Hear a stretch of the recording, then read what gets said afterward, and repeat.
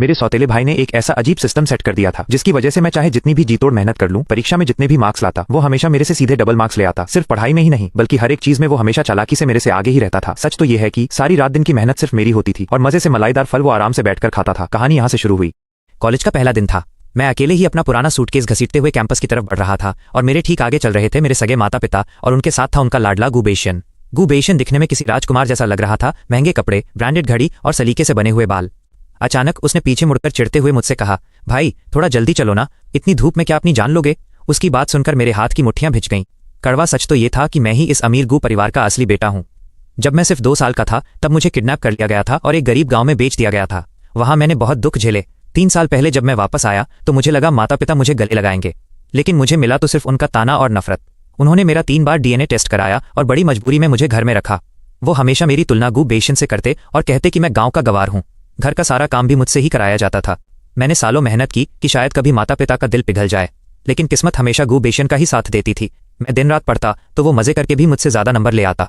मैं धूप में मेहनत करता और वो आराम से रहकर भी फिट रहता। यहाँ तक कि इस बड़े कॉलेज में भी वो बिना किसी मेहनत के सीधे एडमिशन पाकर मेरा रूममेट बन गया। मेरी पूरी जिंदगी बस उसके सामने एक बैकग्राउंड बनकर रह गई थी। पर मिलिट्री ट्रेनिंग के तीसरे दिन सब कुछ बदल गया। ग्राउंड पर मैंने देखा कि एक छोटे से चांदी जैसे सफेद सांप की पूंछ लोहे के पाइप के नीचे दबी हुई थी।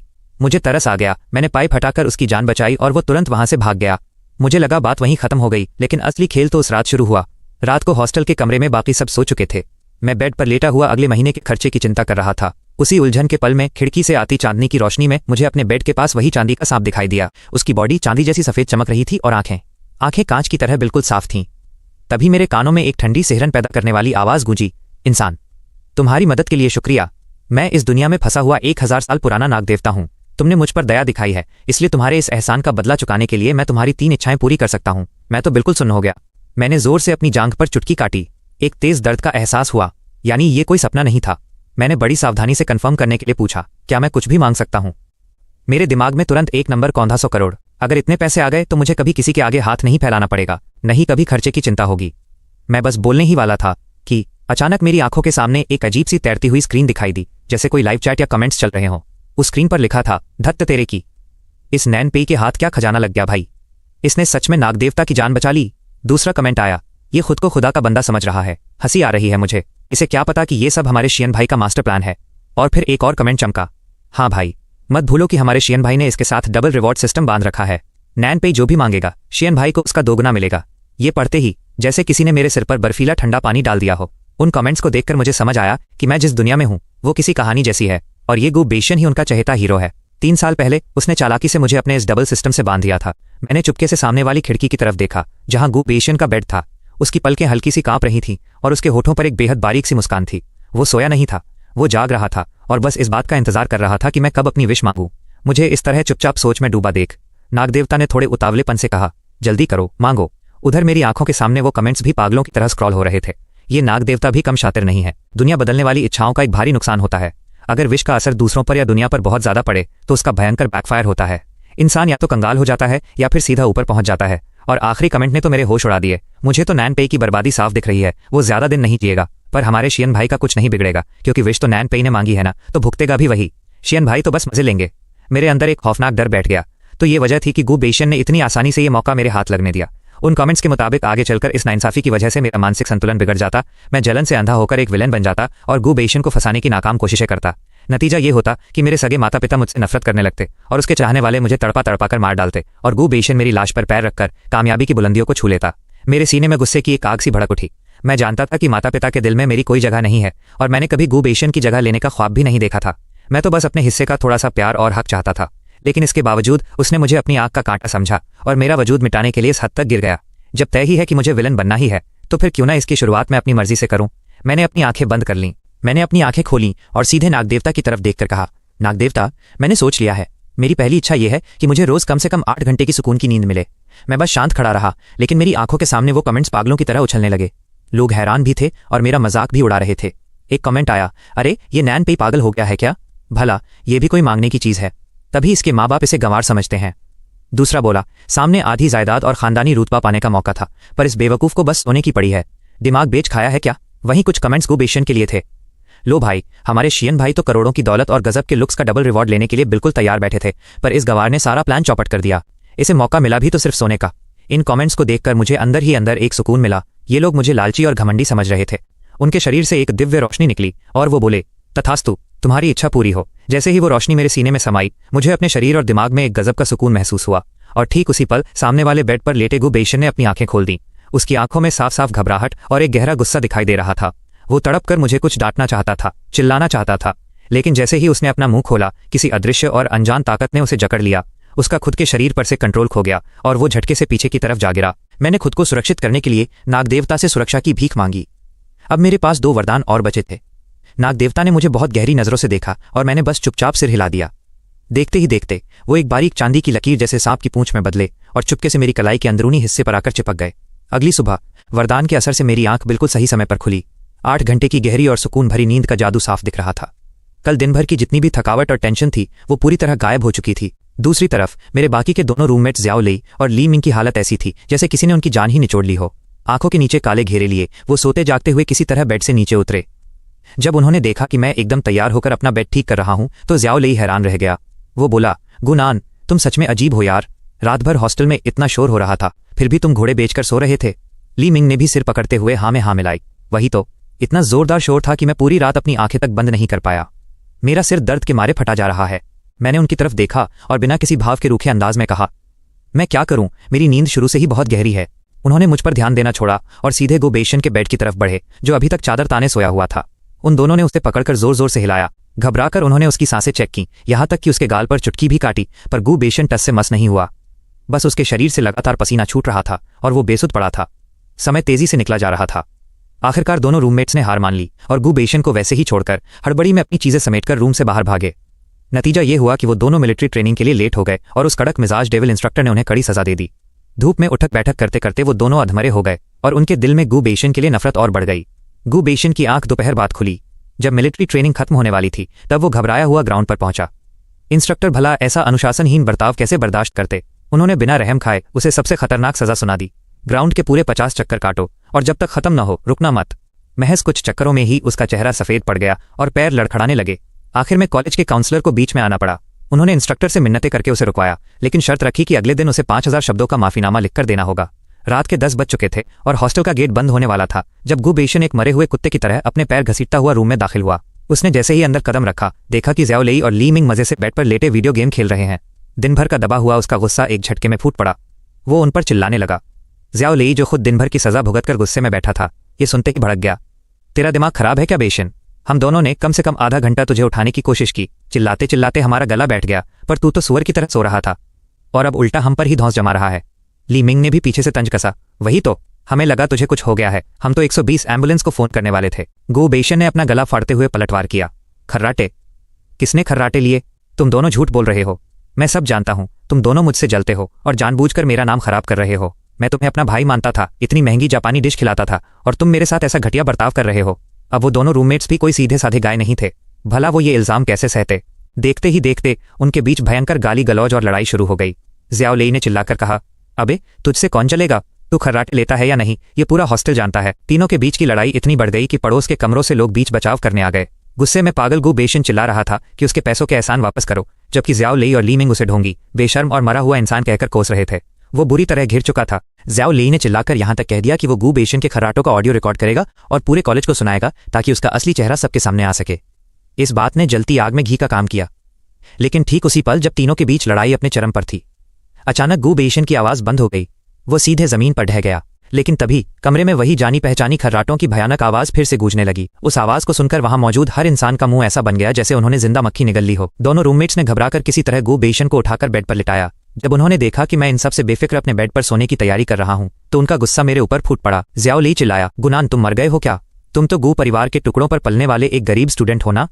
गु बेशन की ये हालत है और तुम्हें कोई परवाह ही नहीं है।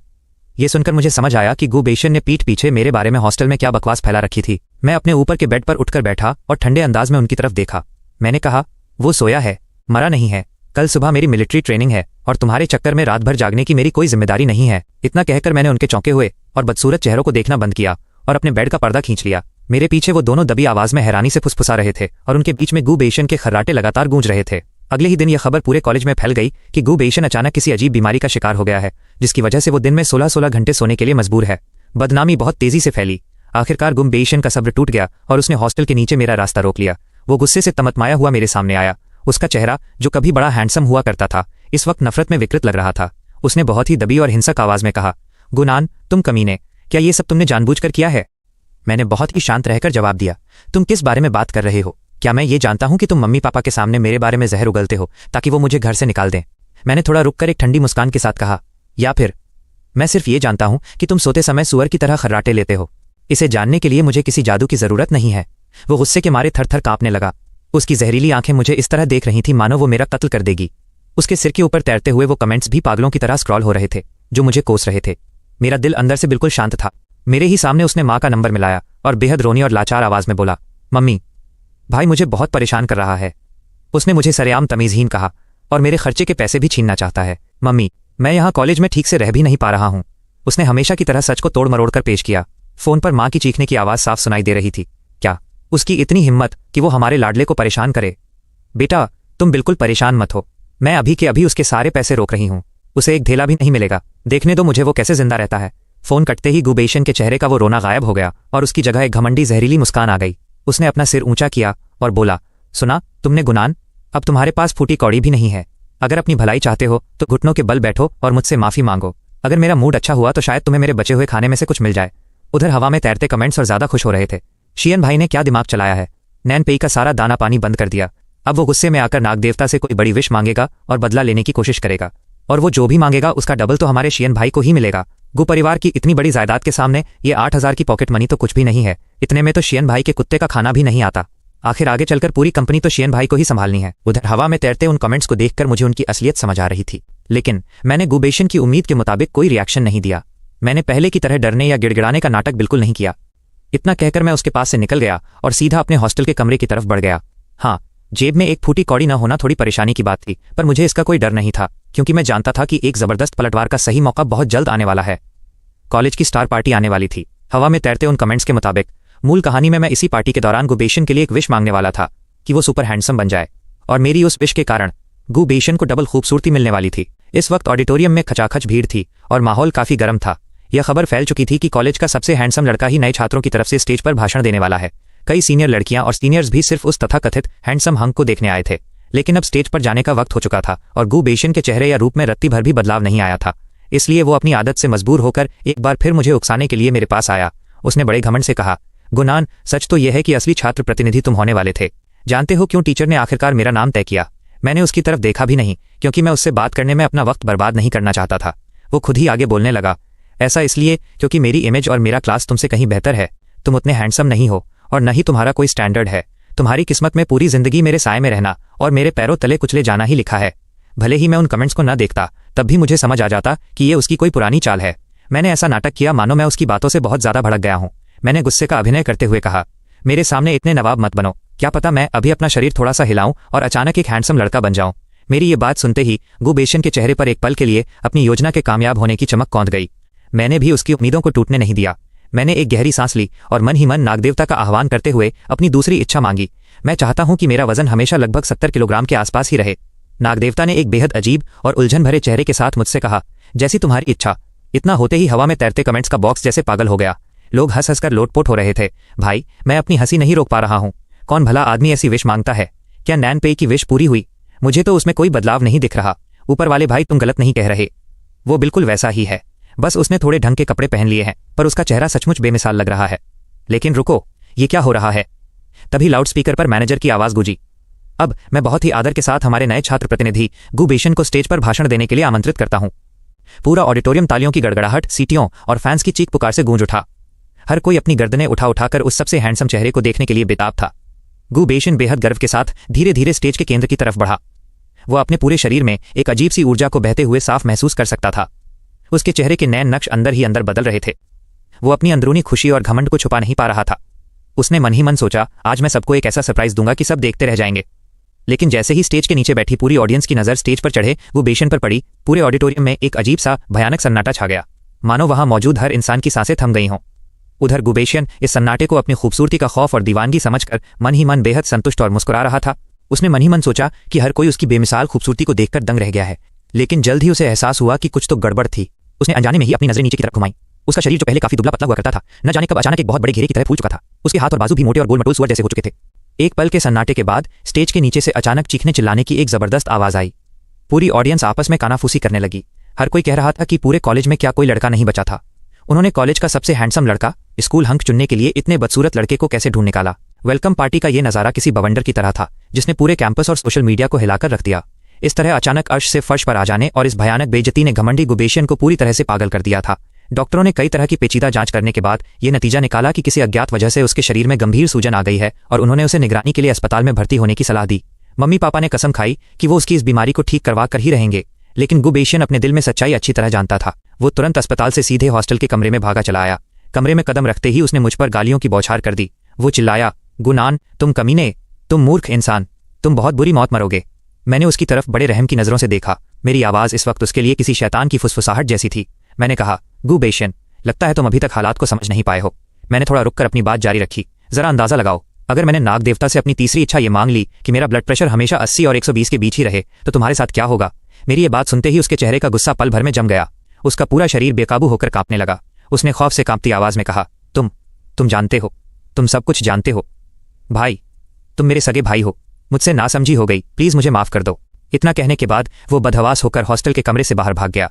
मुझे एक फोन कॉल के जरिए वापस गु परिवार के बंगले पर बुलाया गया। मेरे पापा मुख्य सोफे पर बैठे थे। उनका चेहरा बिल्कुल सपाट था। उन्होंने कड़क आवाज में कहा, घुटनों के बल बैठ जाओ। मेरी माँ एक तरफ बैठकर रो रही थी और उनकी आंखों में मेरे लिए सिर्फ शिकायत और निराशा भरी थी।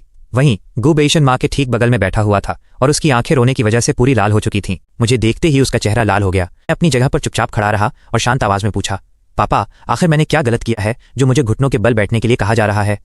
मेरे पापा ने गुस्से में दहाड़ते हुए कहा, तुम्हारी इतनी हिम्मत कि तुम मुझसे ही सवाल पूछ रहे हो।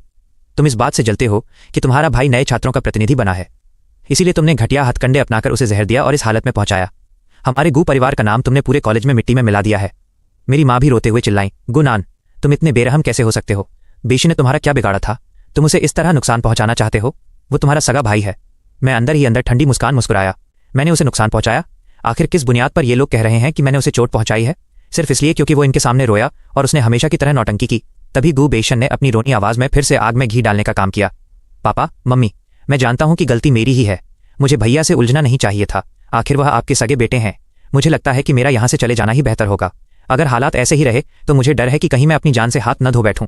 ये सुनते ही पापा और मम्मी तुरंत चौकन्ने हो गए। तुम्हारा क्या मतलब है बेशन? गुबेशियन फूट फूट कर रोने लगा। उन्होंने मुझे धमकी दी है। उन्होंने कहा कि वो मुझसे इन सारे सालों का बदला लेना चाहते हैं, क्योंकि उनकी जगह सारी सुख सुविधाएं मुझे मिली। उन्होंने कहा कि ये तो सिर्फ एक सबक है और अगर मैंने आगे कभी भी उनसे जायदाद का हिस्सा मांगने की हिम्मत की तो वो मुझे जिंदा नहीं छोड़ेंगे। पापा, मैं अभी सिर्फ 18 साल का हूं। मैं अभी मरना नहीं चाहता। ये सुनकर मेरे पापा का गुस्सा 7वें आसमान पर पहुंच गया। क्या गुनान, तुम सच में एक आस्तीन के सांप निकले। सिर्फ जायदाद के लालच में तुम अपने ही भाई की जान लेना चाहते हो। मेरी माँ ने भी मुझे बुरी तरह फटकारते हुए कहा, निकल जाओ यहां से। अगर मुझे पहले से पता होता कि तुम ऐसे निकलोगे तो मैं तुम्हें कभी पैदा ही नहीं करती। अभी के अभी दफा हो जाओ। मैंने भी बहुत ही शांत रहकर उनकी तरफ देखा। मुझे ऐसे पक्षपाती और अंधे माता पिता की कोई जरूरत नहीं थी। मैं बिना पीछे मुड़कर देखे हमेशा के लिए गु परिवार के उस बंगले से बाहर निकल गया। मेरे इस तरह बिना डरे और बिना गिड़गिड़ाए चले जाने से मेरे माता पिता का गुस्सा और ज्यादा भड़क गया। गुबेशियन को दिलासा देने के लिए और मेरे सारे रास्ते हमेशा के लिए बंद करने के इरादे से उन्होंने एक बड़ा फैसला लिया। ठीक एक हफ्ते बाद उन्होंने गुबेशियन के लिए 18वें जन्मदिन की एक बेहद भव्य और आलीशान पार्टी रखी। पार्टी के सबसे खास मोड़ पर मेरी माँ ने सरेआम यह ऐलान कर दिया कि गुबेशियन ही गु परिवार की पूरी धन दौलत और जायदाद का इकलौता वारिस एयर होगा। वो इतने पर ही नहीं रुके। इस बड़े मौके पर उन्होंने मुझे नीचा दिखाने के लिए एक इन्विटेशन कार्ड, निमंत्रण पत्र भी भेजा। वे चाहते थे कि मैं अपनी आंखों से गुबेशियन को उस सारी शोहरत और दौलत के शिखर पर जाते हुए देखूं। वे देखना चाहते थे कि मैं कैसे पछतावे और जलन की आग में तड़पता हूं। लेकिन अफसोस, मैं उस पार्टी में गया ही नहीं। मैं उस पार्टी में बिल्कुल नहीं गया। इसके बजाय मैंने वो इन्विटेशन कार्ड अपने एक छोटे भाई चेले को थमा दिया। जैसे ही मुझे इस बात की पक्की खबर मिली कि गु परिवार की सारी जायदाद कानूनी तौर पर गुबेशियन के नाम ट्रांसफर हो चुकी है, वैसे ही मैंने अपनी प्यारी माँ के पास 2 बहुत बड़े सरप्राइज गिफ्ट भेजने का इशारा कर दिया। पहला तोहफा मेरे पापा और गुबेशियन की डीएनए पैटर्निटी टेस्ट रिपोर्ट थी। असल में जवानी के दिनों में मेरे पापा को एक सौतन दूसरी औरत से प्यार हो गया था, लेकिन बाद में शॉर्टकट का रास्ता चुनने और बिना मेहनत के अमीर बनने के चक्कर में उन्होंने मेरी माँ से शादी कर ली और उस दूसरी औरत को अपनी गुप्त रखैल बनाकर रखा। लेकिन माँ हमेशा चालाक थीं। उन्होंने कंपनी के शेयर्स और प्रॉपर्टी की कमान अपने हाथों में रखी थी। इसीलिए पापा और उनकी रखैल ने मिलकर ये साजिश रची और अपने नाजायज बेटे को एक अनाथ का मुखौटा पहनाकर गु परिवार में एंट्री दिला दी। उन्होंने मुझे, जो कि इस परिवार का असली वारिस था, रास्ते से हटाकर उसे मेरी जगह बिठा दिया ताकि वो पूरी जायदाद पर कब्जा कर सकें। यह पैटर्निटी टेस्ट रिपोर्ट माँ के लिए किसी परमाणु बम के धमाके जैसी थी। इस तगड़े झटके को मेरी माँ बर्दाश्त नहीं कर पाई और उनके पैरों तले जमीन खिसक गई। वो बेहोश होते होते बचीं। लेकिन खेल अभी खत्म नहीं हुआ था। दूसरा बड़ा तोहफा था, इस बात का पक्का सबूत कि गु बेइशन ही माँ को पीठ पीछे धीरे धीरे ड्रग्स दे रहा था। इस दूसरे झटके ने मेरी माँ को अंदर से पूरी तरह झकझोर कर रख दिया। वो आज तक खुद को खुशनसीब समझती आ रही थी, लेकिन आज जाकर उन्हें पता चला कि उनके सबसे करीबी और भरोसेमंद लोगों ने ही मिलकर उनके खिलाफ इतनी बड़ी साजिश रची थी। उन्होंने न सिर्फ अपनी सौतन के बेटे को पाला बल्कि उसे अपना सब कुछ सौंप दिया। वो पूरी दुनिया के सामने एक मजाक बनकर रह गई थीं। इस भयानक धोखे और बेइज्जती के एहसास ने उन्हें स्टेज पर ही पूरी तरह तोड़ दिया। वो आलीशान और गौरवशाली दिखने वाली बर्थडे पार्टी एक बहुत बड़े और गंदे स्कैंडल में बदलकर खत्म हुई। ये तमाशा लंबे समय तक उनके पूरे बिजनेस और हाई प्रोफाइल सर्कल में हंसने का जरिया बना रहा। इसके बाद मेरी माँ ने कोई रहम नहीं दिखाया। मेरे पापा और उस दूसरी औरत पर मानव तस्करों के साथ मिली भगत करके अपने ही सगे बच्चे को बिकवाने के जुर्म में केस दर्ज हुआ। इसके साथ ही माँ ने पापा को पूरी प्रॉपर्टी हड़पने के धोखेबाजी के केस में सलाखों के पीछे पहुंचा दिया। रही बात गु बेइशन की, तो माना कि वो इस पूरी साजिश के वक्त नाबालिग था, इसलिए वो जेल जाने से तो बच गया, लेकिन माँ का बदला अभी पूरा नहीं हुआ था। उन्होंने सरेआम एक बयान जारी करके गु बेइशन की इस जालसाजी का पर्दाफाश कर दिया। एक दिन वो मेरे सामने आकर खड़ा हो गया। माँ की मार खाने की वजह से उसका चेहरा किसी सूजे हुए सुअर जैसा लग रहा था। उसने बेहद जहरीली नज़र से मुझे देखा और गुर्राते हुए कहा, गुनान, तुम बहुत ही कमीने और शातिर इंसान हो। तुम्हें क्या लगा था कि मेरी असली पहचान सबके सामने लाकर तुम मुझसे जीत जाओगे? मैं तुम्हें बता दूं कि अब बहुत देर हो चुकी है। ये पूरी जायदाद और दौलत अब कानूनी तौर पर सिर्फ और सिर्फ मेरी है। लेकिन मैं बस टिकटिकी लगाकर उसे देखता रहा। मैंने कहा, ओह, क्या तुम कुछ ज्यादा ही जल्दी खुश नहीं हो रहे? भूल गए, मेरे पास अभी भी एक आखिरी विश बाकी है। तुम्हें पीछे छोड़ने में मुझे बस कुछ ही मिनट लगेंगे। ये सुनते ही गु बेइशन अंदर से हिल गया। उसने जबरदस्ती अपने दिल के डर को छुपाया और मुझे उकसाते हुए बोला, अगर तुम में दम है तो अभी के अभी वो विश मांगो। तुम चाहे जितने भी पैसे मांग लो, मुझे तो उसका डबल ही मिलेगा। मैंने मुस्कुराते हुए कहा, ठीक है, तो मैं तुम्हारी ये इच्छा भी पूरी कर देता हूँ। गए आगे। मैंने गुन बेइशन के ठीक सामने आखिरी बार नागदेवता का आह्वान किया। मैंने बहुत ही आराम से अपनी तीसरी इच्छा उनके सामने रखी। मैं चाहता हूं कि हर दिन जब मैं सो नहीं रहा हूंगा तब मेरे बैंक अकाउंट में कानूनी तौर पर हर घंटे 0.000 युआन आते रहें। गु बेइशन पहले तो सन्न रह गया और फिर अचानक ठहाका मारकर हंस पड़ा। गुनान, क्या तुम पागल हो गए हो? भले ही मैं दिन में सिर्फ 8 घंटे जागता हूं, लेकिन मेरे पास डबल सिस्टम है। इस हिसाब से मैं फिर भी रोज के 1.6 मिलियन युआन कमाऊंगा। तुम इसके दम पर मुझे पीछे छोड़ना चाहते हो? हाँ, अगले जन्म में सोचना। मैंने उसकी बकवास पर कोई ध्यान नहीं दिया, बल्कि अपनी बात को बहुत ही शांति से आगे बढ़ाते हुए कहा, इसके अलावा जब मैं सो रहा हूंगा तब मेरे भाई को हर घंटे मेरी तरफ से 200,000 युआन मिलेंगे। वो दिन में 8 घंटे सोता है, हर घंटे 200,000 युआन कमाता है, और फिर शियन भाई के लिए हर घंटे 200,000 युआन। रुको। यहां हवा में तैरते कमेंट्स बुलेट स्क्रीन अचानक थम गए और लोग पागलों की तरह गणित लगाने लगे। अरे भाई रुको, यहां कुछ बहुत बड़ा गड़बड़ हो गया है। गुनान की विश है कि वो सोते समय अपने भाई को 200,000 युआन ट्रांसफर करेगा। लेकिन शियन भाई का भाई कौन है? शियन भाई का भाई तो खुद गुनान है। यानी सिस्टम के डबल नियम के मुताबिक शियन भाई को इसका 2 गुना गुनान को ट्रांसफर करना पड़ेगा। बाप रे, इसका मतलब यह हुआ कि गुनान के सोने के दौरान शियन भाई को हर घंटे अपने पास से 400,000 युआन गुनान को देने होंगे। इस तरह गुनान बिना कुछ किए रोज के 6.4 मिलियन युआन कमाएगा और शियन भाई को अपनी जेब से हर दिन 3.2 मिलियन युआन चुकाने पड़ेंगे। इसी मोड़ पर गु बेइशन को भी अचानक पूरा गणित समझ आ गया। उसके चेहरे का वो घमंडी और जहरीला सुकू पल भर में पत्थर जैसा सख्त हो गया। अगले ही पल उसे एक भयानक चक्कर आया और वो सीधे जमीन पर ढेर हो गया। नाग देवता ने मेरी तीनों इच्छाएं पूरी कर दी थीं।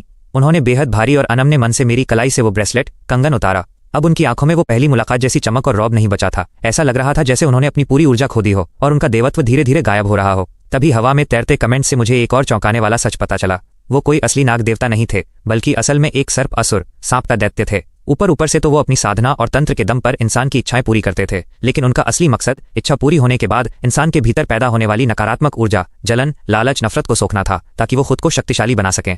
लेकिन अफसोस, इस बार उनका पाला मुझसे पड़ गया था। मेरी पहली 2 इच्छाओं से उन्हें कोई नेगेटिव एनर्जी नहीं मिली और मेरी तीसरी इच्छा का पूरा बोझ गु बेइशन के सिर पर जा गिरा था। गु बेइशन पूरी तरह बर्बाद हो चुका था, लेकिन वो सर्प असुर गु बेइशन से सीधे तौर पर ऊर्जा नहीं सोख सकते थे। नतीजा यह हुआ कि मुझसे कोई ऊर्जा न मिलने के कारण उस सर्प असुर की सैकड़ों सालों की तपस्या और साधना पल भर में मिट्टी में मिल गई। अब मुझे ये साफ हो गया था कि आगे चलकर वो सर्प असुर कभी किसी को नुकसान पहुंचाने के लायक नहीं बचेगा। उधर गु बेइशन पूरे 16 घंटे तक बेहोश पड़ा रहा। जब उसकी आंखें खुलीं तो उसने सबसे पहला काम अपना बैंक अकाउंट चेक करने का किया। जैसा कि तय था, उसके अकाउंट से पूरे 3.2 मिलियन युआन गायब हो चुके थे। ये